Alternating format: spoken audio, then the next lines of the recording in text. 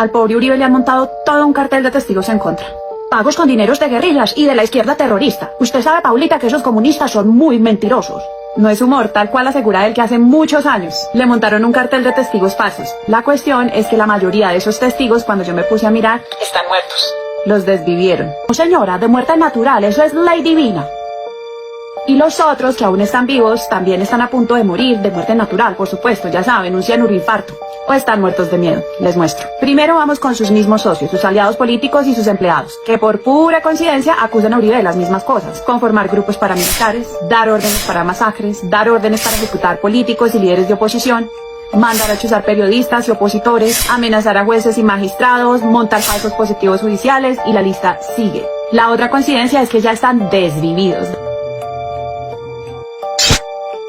Pedro Juan Moreno. Él fue secretario de gobierno de Álvaro Uribe cuando fue gobernador en el año 1995. Este señor creó Corsecom, una de las cooperativas de paramilitarismo que está vinculada en este caso a la masacre del Aro. Fue asesor de grupos paramilitares, confirmado por la confesión de Salvatore Mancuso. También fue presidente de Fedegan. Pedro Juan comenzó a tener diferencias con Uribe y lo dejó de apoyar, especialmente cuando supo que Álvaro Uribe se quería reelegir. Entonces ahí fundó un periódico que se llamaba La Otra Verdad y comenzó a contar cositas.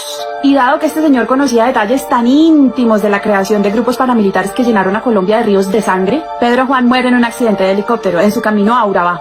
El helicóptero en el que iba se cayó de manera accidental y adivinen ustedes quién salió a confirmar que esto era un accidente. El entonces director de la Aeronáutica Civil, Fernando San Clemente, que por si no se acuerdan fue el embajador de Duque al que le encontraron 3 laboratorios de cocaína en su finca. También accidentales, por supuesto. ¿Sí ven cómo todo está conectado? Aunque San Clemente dijo que había sido un accidente, la cuestión es que después aparecieron otras declaraciones. Entre esas, las del mismo Rito Alejo del Río, quien dijo que ese accidente había sido planeado. Y la prueba reina, una testigo clave, que se llamaba Nancy Esther Zapata Orozco, una funcionaria de la Obra Civil que trabajaba en el aeropuerto La Herrera. Ella presencia cómo se trama la manipulación de ese helicóptero y envía un correo muy asustada a una de sus amigas. En ese correo detalla cómo Don Berna y Álvaro Uribe Vélez tenían que ver en eso. Nancy muere de un tiro con silenciador en su trabajo. Y su cuerpo aparece con un cartel que decía "Aquí no se admiten zapas". Una amiga de ella, Diana Urrego, que también trabajaba en el Olaya Herrera, desaparece después de hacer público que le estaba preparando una misa en memoria de su amiga Nancy. Ella aparece muerta en su apartamento con signos de tortura. Se metieron con el gran patrón. Pero sigamos que hay mucho más. Francisco Villalba, considerado el profesor de los descuartizadores en las filas paramilitares. Fue uno de los primeros en narrar el horror paramilitar de cómo mataban con sevicia y con disfrute. Y cómo a punta de ríos de sangre era que sembraban el terror, solamente a dedo y orden del patrón. Él fue uno de los pocos condenados por la masacre del Aro. En ese juicio precisamente él declaró cómo Álvaro Uribe, siendo gobernador de Antioquia, le dio la orden a Salvatore Mancuso y a Carlos Castaño de borrar con el pueblo.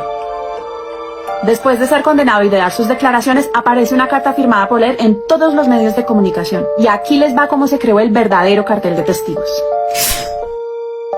Según la carta que aparece publicada en todos los medios de comunicación, que era de Villalba, él aparece pidiéndole perdón a Álvaro Uribe por haber mancillado su nombre y su reputación. Después se descubre y él mismo confiesa que él no escribió la carta, sino que él sencillamente firmó una carta en blanco. Él lo hace muerto de miedo porque le prometen beneficios y traslado de cárcel. Finalmente lo envían a casa por cárcel y a los 5 días muere asesinado por sicarios. Pura coincidencia, pura coincidencia. Carlos Areiza. Este señor dio testimonio en contra de Luis Alfredo Ramos, que fue gobernador de Antioquia y senador. Ramos, según el testimonio de Carlos, fue apoyado por paramilitares para esas 2 elecciones. Areiza también habló de cómo los hermanos Uribe habían conformado grupos paramilitares en Antioquia.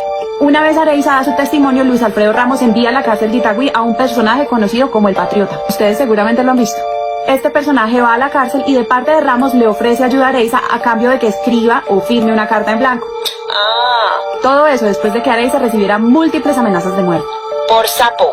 Areiza, muerto del susto, firma la carta en blanco y después esa carta aparece en todos los medios de comunicación. En esa carta decía que era ahora Iván Cepeda el que le había pagado por falso testimonio en contra de Luis Alfredo Ramos y de los hermanos Uribe.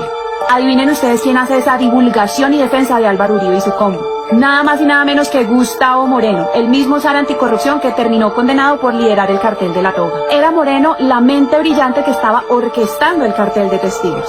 Al señor le gustan las mañitas.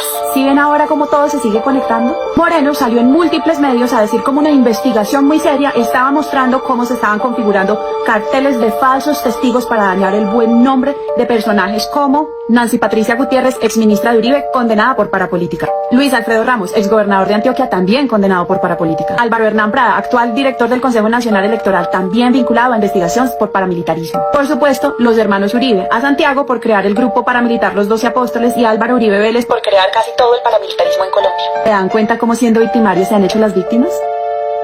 Carlos Areiza en varias entrevistas dice que él sabe que lo van a matar. Después de que su carta saliera en medios, él la desmiente en la misma Corte Suprema de Justicia diciendo que él no la había escrito y manteniendo su testimonio en contra de los hermanos Uribe Vélez.